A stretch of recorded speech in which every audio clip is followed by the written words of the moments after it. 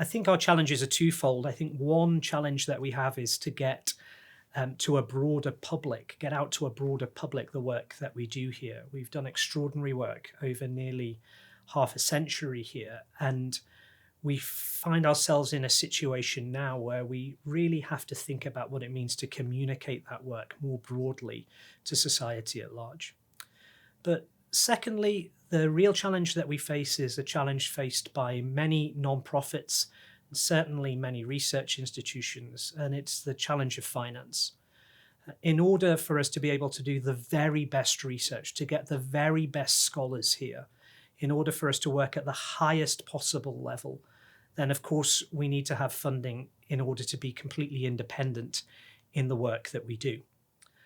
I'm struck by the fact that every year billions and billions of dollars are given to the hard sciences, to technology, to engineering, to medicine, and yet so little is given, in fact, to theology. If science is worth billions, then surely we have to think that seeking to understand the glory of God intellectually, seeking to think about what it means to bring God and the question of God to the big questions of the world, is something that is worth immeasurable and invaluable amounts of money. Sadly, very few people have been able to see and been compelled to recognize the importance of that work. But we really are doing work that we want to count on the ground. We're working at the moment on areas like artificial intelligence, hope for young people, education, health, trying to think about the guardrails that we can have societally for some of the big ethical questions that we have, questions of civic society and democracy, questions to do with economics and global markets.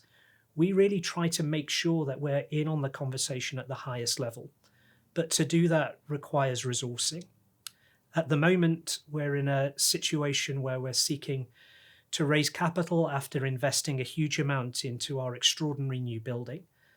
Some of the particular things that we are looking for at the moment are fellowships in order to enable people from across the globe to come here and to work together so that our discourse and our work can take place regardless of geographical boundaries.